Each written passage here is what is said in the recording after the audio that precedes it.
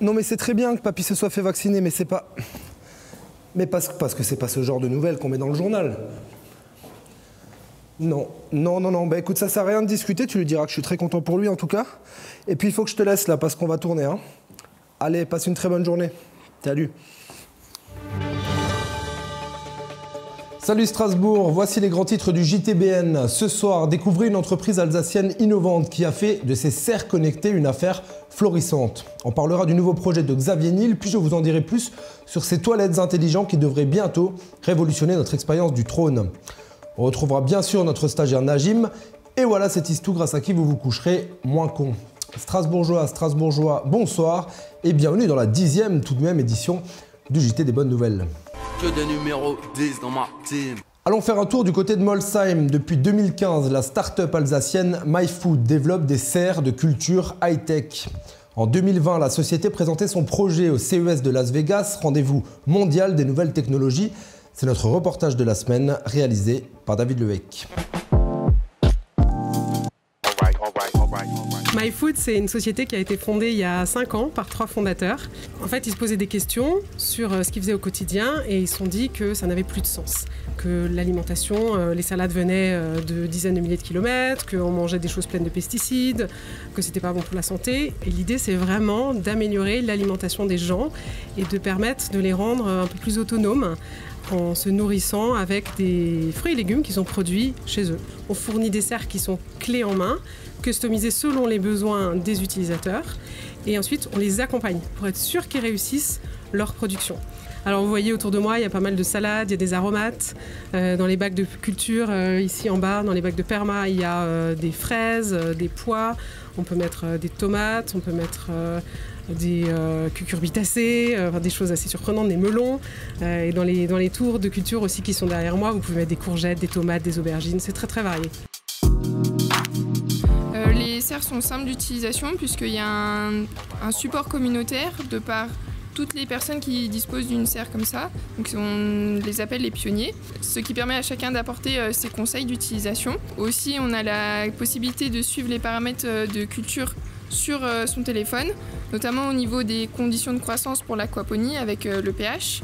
La température dans sa serre, s'il fait trop chaud ou pas assez chaud en fonction de la saison. Donc ces paramètres vont nous permettre, nous aussi, à nous d'avoir un suivi sur la croissance et l'état de la serre, donc d'apporter les conseils en conséquence. C'est un boîtier en fait qui dispose des sondes connectées et on pourra ensuite nous voir l'état de fonctionnement de la serre. Ici, on produit toutes les semaines des kits de plants et on prépare nous-mêmes les semis. Donc en fait, les pionniers n'ont vraiment pas de soucis à se faire, à se préoccuper de quoi planter ou quand. Nous, on leur envoie le kit prêt à planter pour végétaliser toutes leurs serres. La culture de la terre, MyFood ne sont pas les seuls à miser dessus. Il y a quelques jours, le français Xavier Niel, fondateur de Free Télécom mais aussi de l'école d'informatique 42, a annoncé cofinancer un nouvel établissement agricole dans les Yvelines. Dans cette école nommée Hectare, 2000 élèves pourront gratuitement se former tous les ans à partir de septembre 2021. Un pas en avant significatif du milliardaire dans le secteur de l'agriculture et de l'alimentation, à défaut de développer un réseau 4G qui fonctionne au-delà du quartier-gare. Lundi dernier, c'était le 8 mars, c'était bien sûr la journée internationale des droits des femmes. Journée qui met en avant la lutte pour les droits des femmes et notamment pour la réduction des inégalités. L'occasion pour nous d'aller rencontrer les Strasbourgeois pour savoir ce qu'il reste de cette journée dans les mémoires. C'est une journée pour mettre en lumière encore plus que d'habitude les combats pour l'égalité entre les sexes. Je crois que c'était plus précisément le droit des femmes.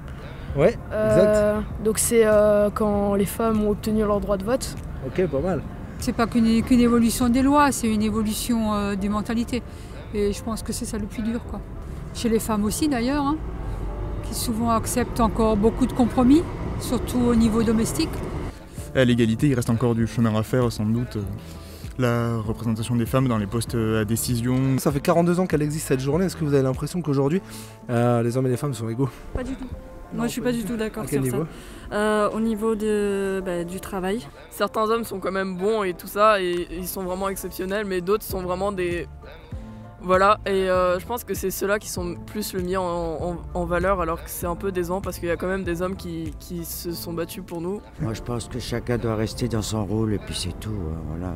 Écoutez, la libération des femmes, l'émancipation, ce qu'elles ont attendu très longtemps et qu'elles ont fini par trouver quand même. Est-ce que vous trouvez qu'aujourd'hui elles l'ont trouvé justement? On a quand même fait des progrès par rapport à il y a 50 ans, hein, et même par rapport à il y a 10 ans. Donc on a encore du boulot à faire selon vous pour arriver à l'égalité. Ouais, de ouf. Et pas que sur ça, sur plein de points. Sur l'image de la femme en général. Enfin, comme des objets pour beaucoup de choses, pour les pubs. On n'est toujours pas égaux, que ce soit par les salaires ou plein d'autres choses, même la considération. Donc il y a encore beaucoup de progrès à faire, donc c'est pas encore fini, malheureusement. Depuis fin février, les victimes de harcèlement de rue peuvent trouver refuge dans une poignée de boutiques et magasins de Strasbourg. C'est l'association féministe Ruelle qui pilote cette nouvelle initiative ayant pour objectif de recenser sur une carte des commerces locaux partenaires où le personnel est formé par l'association à accueillir une victime de harcèlement de rue. 3 commerces strasbourgeois participent déjà au dispositif. À présent, une bonne nouvelle qui pèse lourd dans le monde animal. En effet, l'info est tombée il y a peu. En 2020, aucun rhinocéros n'a été braconné au Kenya. C'est la première fois depuis 21 ans tout de même. Comme d'autres pays africains, le Kenya a connu ces 20 dernières années une flambée du braconnage qui a atteint son pic en 2013 avec un total de 59 rhinocéros tués. Depuis, les autorités ont mis en place de nombreuses mesures pour tenter d'enrayer la tendance et les efforts semblent enfin porter leurs fruits. Sans transition, cette semaine, notre stagiaire Najim n'en peut plus de ne plus pouvoir se bourrer la gueule. Et il se pourrait bien, j'ai bien dit il se pourrait bien, qu'il y ait un début de solution. Attention, brainstorm.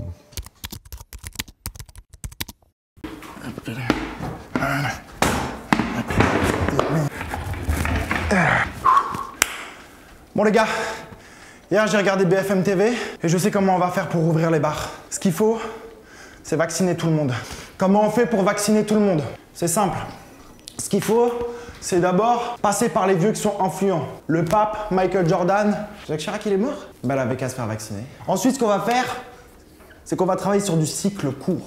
On va appeler tous les gens de son petit entourage, on va appeler Tata, on va appeler Tonton, on va appeler Mamie. Oh, tu sais, avec cette histoire de Covid, ça serait bien que tu te fasses vacciner, on sait jamais. Même si on sait tous que si Tonton Jean-Marie, il lui arrive quelque chose. Et donc le club Tupperware, il va se faire vacciner. Donc club Tupperware directement avec EDF, GDF. Géraldine, t'écoutes un peu? Depardieu. Bon, quoique lui, à mon avis, le virus, il va le digérer. Hein. Forcément, il y aura un gala. Le mec, il va arriver, ils vont commencer à faire un featuring. Tom dit les sauces Skyrock, Tom dit les sauces Pfizer, 9-2 Pfizer. Qui dit les enfoirés dit. Allez, c'est évident. Oui! Mimi Mati. Castex, il va annoncer la fin de l'épidémie, la réouverture des lieux culturels. À ce moment-là, on va tous en terrasse, on prend tous un happy hour. Voilà, réouverture des bars, parce qu'il faut que les bars rouvrent. Qui sont nos très chers et bien-aimés bars? Des questions? Les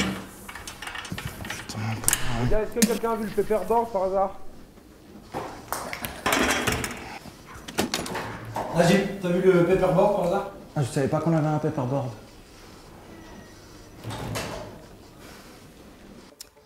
Le temps que Najim trouve une vraie solution. Parlons pipi, caca, mais surtout parlons futur et innovation. Un prototype de toilette intelligent a été présenté lors du dernier salon de l'innovation. Conçues par la marque Toto, ces toilettes sont équipées de capteurs qui analysent les selles et sont capables d'établir un bilan de santé. On n'arrête toujours pas le progrès. La technologie permet entre autres de nous faire des recommandations sur notre alimentation directement relayées sur notre smartphone. On peut alors rééquilibrer ces menus avec des conseils de plats adaptés aux carences détectées. En outre, ce modèle 5 étoiles scanne aussi votre corps, ça fait presque peur, pour fournir des recommandations supplémentaires sur l'amélioration de votre santé et détermine également votre état mental et physique. Cette avancée technologique devrait arriver dans nos salles de bain au cours des prochaines années. Sur ces mots, que vous soyez sur votre toilette ou sur votre canapé, je vous laisse entre les mains de Wallace et Tistou qui vous parleront ce soir de l'histoire de l'aspirine. Je vous remercie pour votre attention et souhaite, comme toujours, beaucoup d'amour et de bonheur à chacun d'entre vous. Excellente soirée.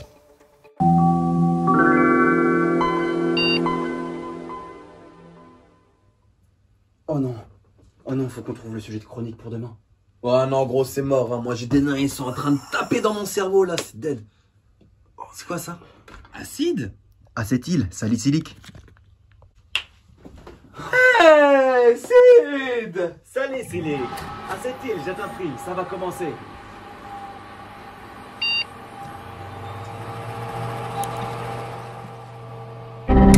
Depuis toujours, l'humain cherche et trouve dans la nature de quoi se nourrir, se vêtir et s'abreuver. Entre liqueur, élixir et 8-6, il était alors urgent de trouver un remède contre les diableries du lendemain.